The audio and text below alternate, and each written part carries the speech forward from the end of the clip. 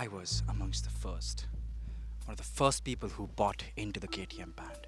I was proud of my Duke 390, but it lacked a bit of adventure. I wish it could fulfill my need for adventure. So I left. I left my house. I left my home. I left my dreams, and I ventured to look for the perfect KTM adventure. I traveled far and wide, across the land, across the sea, across deserts, across barren land. Everybody else I knew gave up and moved to brands like Triumph, to BMW, even Kawasaki for that matter. But I knew in my heart that the only one that could deliver my sense of adventure was going to be KTM. My hunger for adventure was so much that I tried to find a sense of adventure in places where it didn't exist. Bro, Bajaj is never gonna do anything nice with KTM. Hey, KTM belongs to the Chapris now. I bet their next launch is going to be a 110cc bike. Hey bro, why you not buying Pulsar and making it KTM?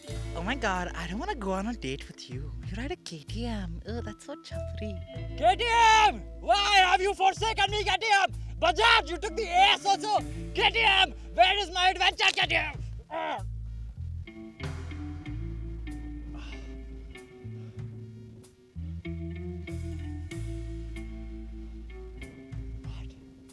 No, never, not. This is my favorite brand. A brand that taught me to have a sense of adventure. A brand that is premium across the globe. I will not give up.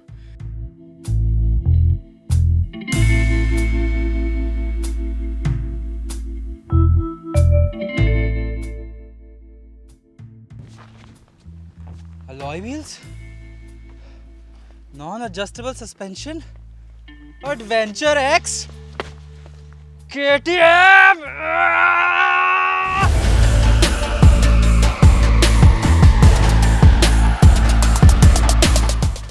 Now, when you probably heard the Adventure was being launched, you were just as excited as me. But then you found out that they launched a more road-biased version of it with alloy wheels, non-adjustable suspension, and just the overall package just seemed a lot more road-biased. Then you wait for some more time hoping that there'd be a better version, but instead you get new color schemes. You wait for some more time and instead you get to see other KTM bikes launch. And you wait for some more time and they have the Adventure X. And you imagine the X is the X factor. It means you get the sweet deal that you're looking for.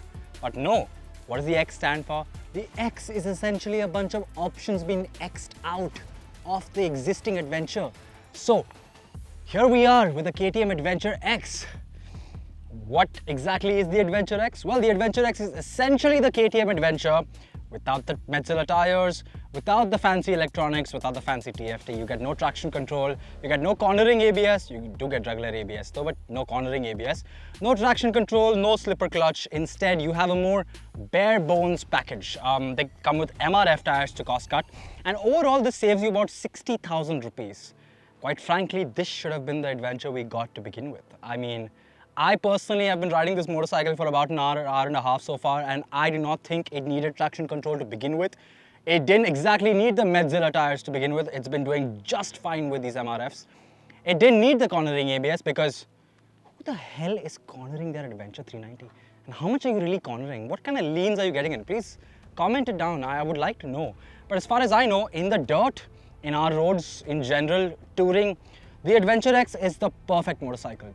To me, the TFT also was a bit of a gimmick. Yeah, sure, it was colorful and whatnot, but it was a bit laggy and a bit buggy. This one doesn't seem to have that problem. It's black and white, sure, but it does the job.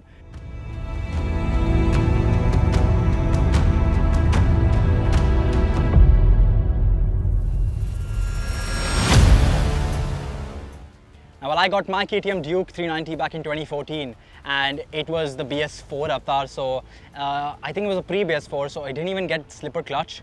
It didn't get no traction control, no quick shifter, nothing fancy like that. No TFT also. In fact, it got that old orange square looking speedometer that didn't really do much. It was very bare bones, very simple, something that looked like they ripped it out of a rally car or something. But yeah, the Adventure X is so much more upmarket in that regard. It's so much more premium, and at this price point, it actually sits cheaper than a current going Duke 390, which I think makes it quite a sweet deal if you really think about it. This should have been the bike that we got all along.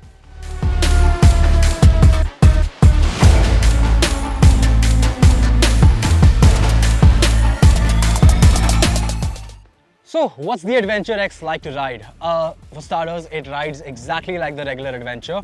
To be honest, I barely noticed the difference between these tires and the Metzeler's. I think you would really have to push the motorcycle before you notice the difference.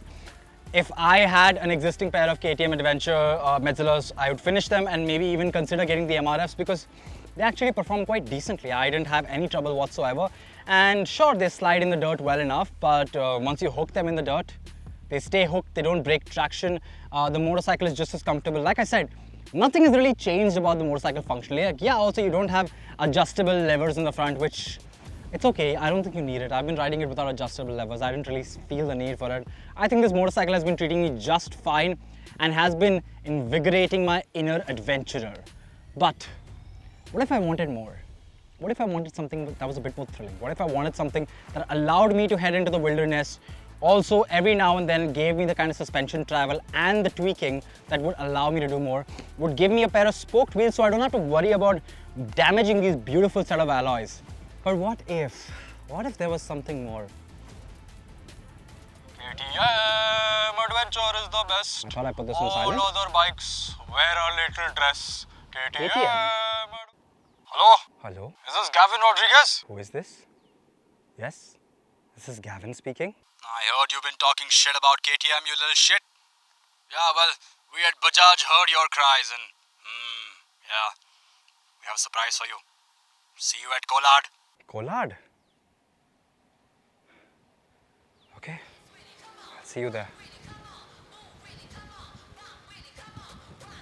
Atman, pack up. We're going to Kolad. Sound.